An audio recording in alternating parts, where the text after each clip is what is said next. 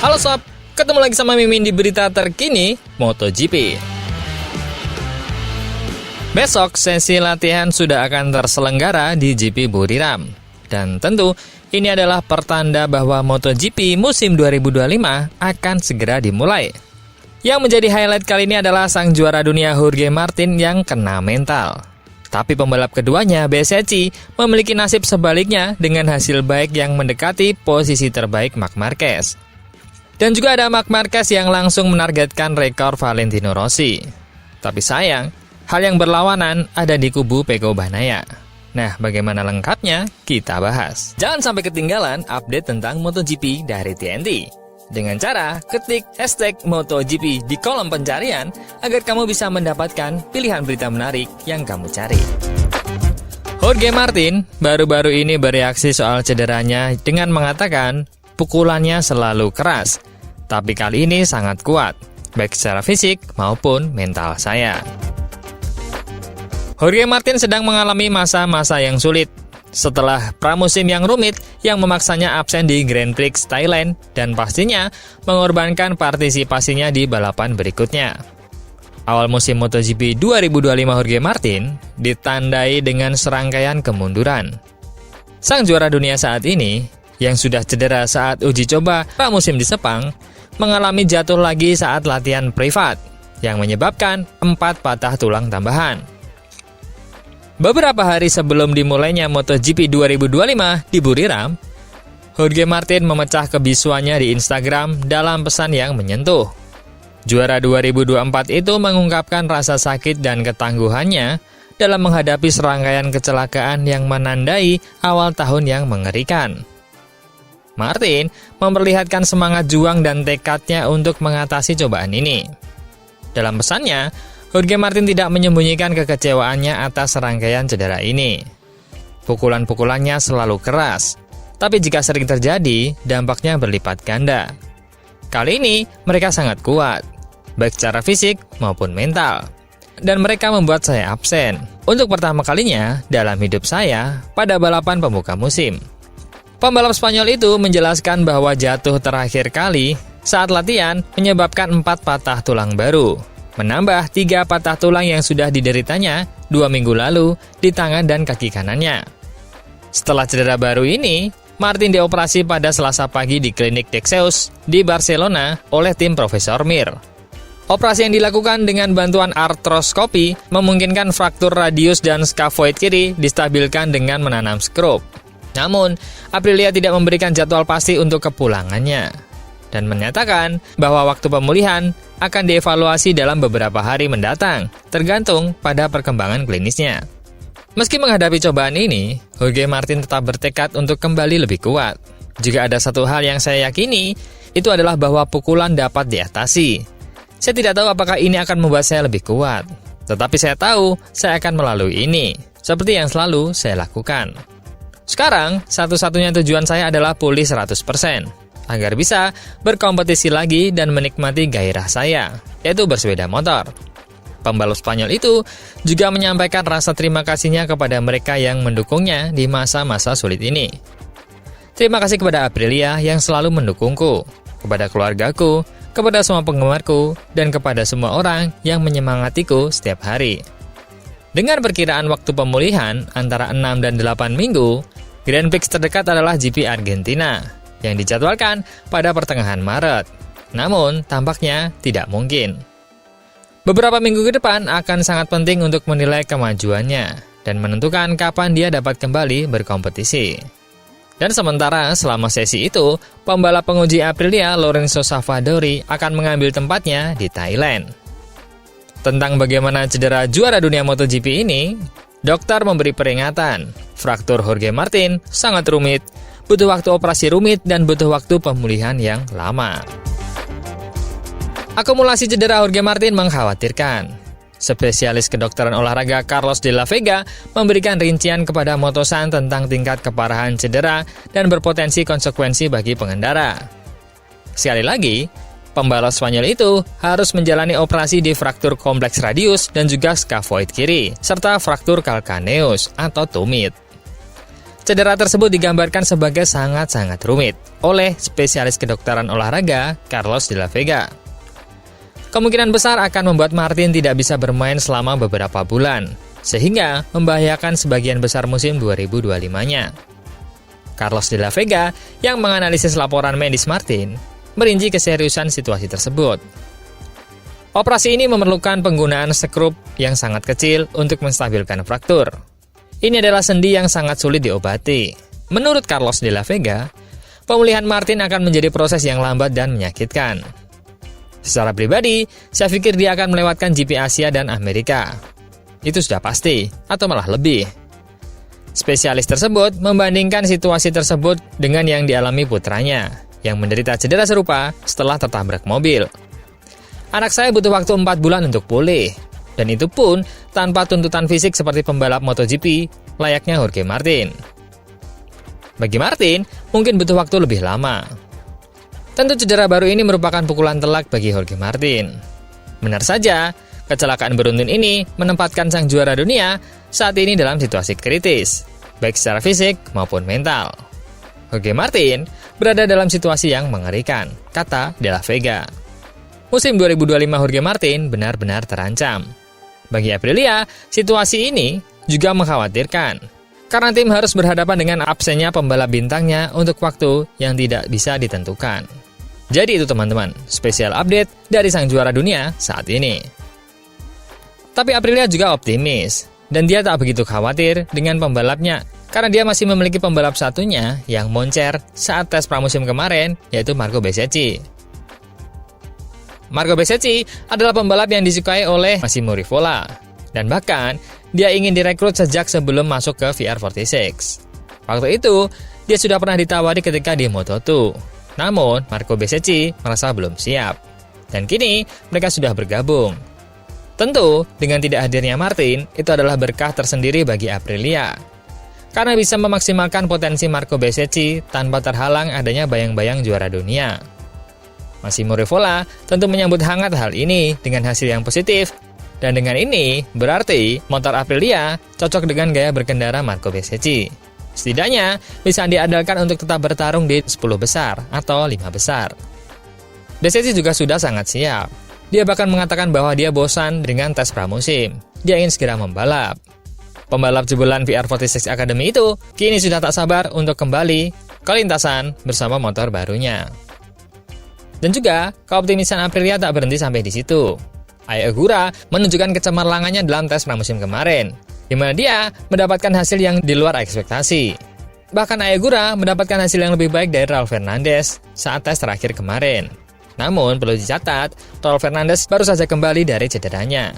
Tapi, itu tak berarti membuat Ai Ogura mendapatkan hasil yang baik karena Raul cedera. Namun itu berarti, Ai Ogura dapat beradaptasi dengan baik meski dia berstatus rookie. Dengan dua pembalap baru Aprilia ini, Ai Ogura dan juga Marco Bezzecchi yang menjadi tonggak dalam perjalanan tes pramusim kemarin, tentu adalah hal yang luar biasa bagi sebuah tim dan juga pabrikan yang mengandalkan dua orang yang baru untuk menjadi petarung-petarung di musim 2025 ini. Tentu layaknya Aprilia mengenang masa lalu ketika baru pertama kali masuk ke MotoGP. Dan Aprilia berhasil membuktikan bahwa dia mampu melewati tahun-tahun yang sulit hingga saat ini mendapatkan hasil yang terbaik. Sedangkan dari Ducati juga menghadapi masalahnya sendiri. Dengan pramusim Marc Marquez yang mulus, membuatnya percaya diri untuk menargetkan rekor Valentino Rossi. Namun, hal yang berlawanan ada di teman garasinya, yaitu Pecco Bagnaia. Marc Marquez digadang-gadang akan menjadi juara dunia 2025 dengan Pecco Bagnaia menjadi nomor 2. Hal yang terhormat tentunya untuk keduanya. Jika dalam sudut pandang Marc Marquez, hal ini adalah penunjukan sebuah kemampuan berkendara yang seperti biasanya dia lakukan dulu ketika Honda masih berjaya. Dan disitulah tempat dia bersaing. Namun, hal yang sama terhormatnya bagi Pecco Bagnaia meski dia ada di urutan kedua. Karena Pecco yang tentunya sudah sangat matang untuk hitung-hitungannya, berkaca dari kesalahan-kesalahan tidak perlu tahun lalu, terlepas dari ketidakberuntungannya beberapa kali crash yang diakibatkan kelalaian pengendara lain, Pecco, jika tahun ini hanya berhasil menjadi runner-up, dia berarti hanya bisa dikalahkan oleh juara dunia MotoGP 6 kali. Yang barang tentu adalah pembalap terbaik di grid saat ini. Dan juga pembalap yang jauh memiliki pengalaman untuk mengatasi para rival, baik secara strategi, mental, maupun tekad. Lantas, bagaimana prediksi soal Marc Marquez yang bisa menjadi juara dunia 2025? Hal ini didasarkan dengan apa yang terjadi tahun kemarin, di mana Marc Marquez mampu memenangkan balapan dengan motor yang sulit dikendarai. Meskipun motor yang sama juga digunakan untuk bertarung oleh Pecco dan Martin yang menghasilkan Pecco sebagai juara dunia. Namun di lapangan, hanya Marc Marquez di antara semua pembalap GP23 yang bisa menguasai motornya yang dalam tanda petik memiliki kekurangan dibandingkan GP24. Sejak Grand Prix Austria tahun lalu, Marc Marquez bisa dibilang sudah menguasai Ducatinya. Kemudian dilanjutkan dengan kemenangannya di Phillip Island, di mana itu adalah tahun pertamanya dia memegang Ducati. Meski banyak pembalap Ducati mengatakan bahwa Ducati adalah motor yang tersempurna di grid saat ini dan paling stabil untuk digunakan, namun tetap saja melihat hasilnya dibandingkan dengan pembalap-pembalap lainnya dengan GP23, ini di atas rata-rata. Kemudian juga Marc Marquez mampu mengalahkan GP24 beberapa kali, di mana motor yang terkenal dengan spesifikasi yang luar biasa kalah dengan tekad, skill, dan pengalaman yang dimiliki oleh Marc Marquez. Dengan inilah, Marc Marquez dirasa mampu memenangkan kejuaraan tahun 2025. Nah, efek di samping itu, Marc Marquez akan memiliki kemenangan yang sama dengan Valentino Rossi. Valentino Rossi adalah sang legenda olahraga motor terbaik ini. Hasil torehannya tak bisa disangkal, dengan 7 kali juara dunia MotoGP dan juga 9 kali total juara dunia sepanjang karir Grand Prix-nya. Bahkan setelah bertahun-tahun sejak terakhir kalinya Rossi tak menjadi juara dunia lagi, tak satu pun pembalap yang bisa menyamai rekornya hingga detik ini. Hingga masa menurunnya karir Valentino Rossi, sampai masa pensiunnya, tetap tidak ada yang bisa menyamai. Hal ini menunjukkan bahwa apa yang dia raih tentu saja bukan hal yang mudah meski tak memiliki masa-masa spesifikasi yang sama. Rossi berangkat dari 500cc, 900cc, kemudian 1000cc. Namun, di masa 1000cc pun, tidak ada pembalap yang bisa menyamai torehannya. Tentu MotoGP sangat menghargai capaian legenda balap itu. Tetapi, rekor terdekat kini ada di Marc Marquez, yang tentu saja, jika tahun ini memenangkannya, akan menjadi penyama rekor Valentino Rossi. Dan mungkin Marc Marquez akan melampaui capaiannya, karena dia bisa menjadi pembalap tertua yang memenangkan kejuaraan dunia MotoGP. Ketika Marc Marquez ditanya soal hal itu, tentang lebih menarik mana menjadi juara dunia termuda atau tertua, Marc Marquez awalnya mengatakan tentu lebih menyenangkan jika memiliki rekor menjadi pembalap juara dunia termuda, karena itu sulit dikalahkan.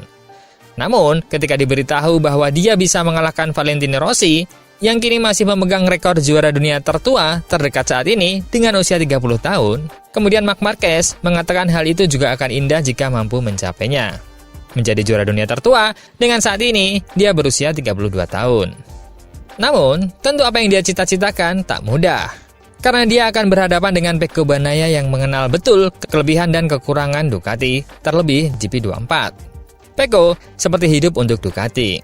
Dia telah melewati banyak tahun di Ducati, memenangkan 2 kali gelar juara dunia bersama merek itu, dan melewati fase-fase kondisi motor yang dikatakan motor dengan konfigurasi terbaik GP22, motor dengan konfigurasi tersulit GP23, dan juga motor dengan konfigurasi sempurna GP24.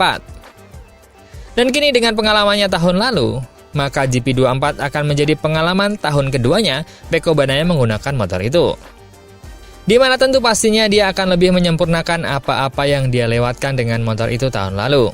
Pecco mengetahui limit motor. Pecco mengetahui titik lemah motor. Dan juga Pecco mengetahui betul potensi motor itu.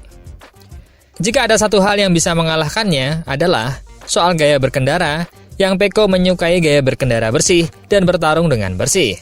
Beradu soal bagaimana menang dengan cara yang benar. Sedangkan Marc Marquez juga bermain dengan mental dan juga tekadnya yang luar biasa. Dan terkadang juga berada di area berbahaya.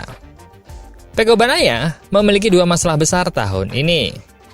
Ducati memiliki 2 pembalap terbaik di grid tahun 2025 ini. Marc Marquez adalah living legend yang masih mengejar rekor-rekor lainnya. Dan Pecco Bagnaia adalah pembalap yang sedang ada di masa prime-nya. Nah, dari situlah masalah Pecco dimulai. Karena Ducati memiliki dua singa dalam satu kandang yang hanya memiliki satu tujuan yang sama, yaitu juara dunia. Dan tak mungkin ada dua juara dunia dalam satu musim. Seperti kita tahu, selain tahun 2008 sampai 2010 dan tahun 2013 sampai 2016, jarang sekali ada duo yang seperti ini dalam satu tim. Sangat jarang dalam sejarah duo semacam ini bisa akur dan menang banyak balapan bersama. Dengan ini, sangat jelas terlihat bahwa masalah Bagnaia pertama adalah soal rekan setimnya yang juga memiliki cita-cita yang sama dan tak akan dengan mudah merelakan tujuannya. Jika tidak, mengapa perlu ke Ducati pabrikan untuk mendapatkan motor terbaik? Namun ada masalah besar lainnya yang juga menjadi momok bagi Pecco Bagnaia. Pecco memenangkan mayoritas balapan tahun lalu, dan bahkan Martin yang menjadi juara dunia hanya memenangkan sedikit balapan. Namun hal itu tak bisa membawanya menjadi juara dunia. Itulah masalahnya. Karena masalah Pecco adalah dirinya sendiri. Pecco sering tak memiliki keputusan yang menguntungkannya saat balapan. Meskipun itu terjadi saat sprint race. Yang terbukti, hal itu merugikannya. Pecco seringkali keluar dari balapan ketika dia kalah bertarung dengan dirinya sendiri. Masalahnya adalah, sebagai seorang juara dunia 2 kali di MotoGP, tentu hal itu adalah kesalahan yang seharusnya sudah di luar dari sirkel masalah yang dia hadapi. Dengan pertumbuhan kematangan yang pesat di 3 tahun terakhir, Pecco menjadi pembalap yang sangat sulit dikalahkan di grid meski dengan support motor terbaik saat ini. Bukan berarti kelebihan sepenuhnya Pecco ada di kendaraannya, tapi Pecco lah yang menyatu dengan Ducati. Hal ini dibuktikan dengan pembalap lain meski menggunakan motor yang sama dengan Pecco, namun hanya sedikit yang bisa menyamai torehannya. Namun hal itu nampaknya menjadi tamparan untuk Pecco Bagnaia ketika dia menghadapi Martin yang menjadi sangat dewasa untuk balapan tahun kemarin. Dan bahkan Martin tak menyerah ketika salah strategi mengganti ban saat balapan sesi hujan. Dan kemudian dia balapan dengan segenap kekuatannya dan hanya bertarung untuk 1 poin saja. Tapi 1 poin adalah poin yang bisa memberi perbedaan dan menghasilkan juara dunia ketika dua pembalap sama kuat dan memiliki poin yang sama. Sedangkan Pecco berkali-kali kecelakaan yang sebetulnya saat itu dia bisa mendapatkan poin-poin krusial. Terlepas, kejadian itu merupakan kerugian akibat cara berkendara pembalap lain atau memang kesalahannya sendiri. Namun, keputusan-keputusan yang diambil soal manuver saat itu merugikannya. Dan dengan Pecco yang memiliki ancaman perang dari sisi luar, yaitu pabrikan lain, ancaman dari rekan terdekatnya sendiri, yaitu Marc Marquez, Pecco juga memiliki ancaman dari dirinya sendiri. Tentu itu adalah masalah besar untuk seseorang yang dekat dan berpotensi untuk menjadi juara dunia. Lantas, bisakah Pecco mengalahkan Marc Marquez dan rival-rival yang lain dan juga dirinya sendiri tahun ini? Menurut teman-teman gimana? Coba komen.